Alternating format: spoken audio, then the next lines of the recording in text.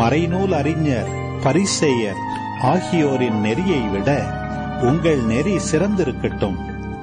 இல்லையெனில் நீங்கள் விண்ணரசுக்குள் புக முடியாது என உங்களுக்கு சொல்லுகிறேன். கொலை செய்யாதே, கொலை செய்கிறவர் எவரும் தண்டனை தீர்ப்புக்கு ஆளாவர் என்று முற்காலத்தவர்க்கு கூறப்பட்டிருப்பதை கேள்விப்பட்டிருக்கிறீர்கள்.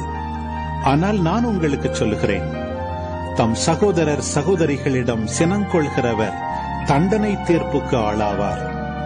தம் சகோதரரையோ சகோதரியையோ முட்டாளே என்பவர் தலைமைச் சங்க தீர்ப்புக்கு ஆளாவார்.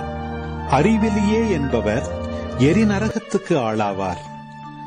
ஆகையால் நீங்கள் உங்கள் காணிக்கையை பலிபீடத்தில் செலுத்த வரும்பொழுது உங்கள் சகோதரர் சகோதரிகள் எவருக்கும் உங்கள் மேல் ஏதோ மனத்தாங்கல் உண்டென அங்கே நினைவுற்றால், அங்கேயே பலிபீடத்தின் முன் உங்கள் காணிக்கையை வைத்துவிட்டு போய் முதலில் அவரிடம் நல்லுறவு ஏற்படுத்திக் கொள்ளுங்கள்.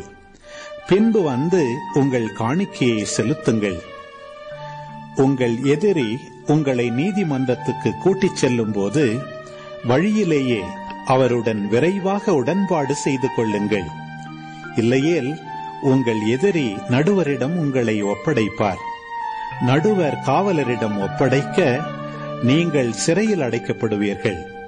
கடைசி காசு வரை திருப்பிச் செலுத்தாமல் அங்கிருந்து வெளியேற மாட்டீர்கள் என உறுதியாக உங்களுக்கு சொல்லுகிறேன்.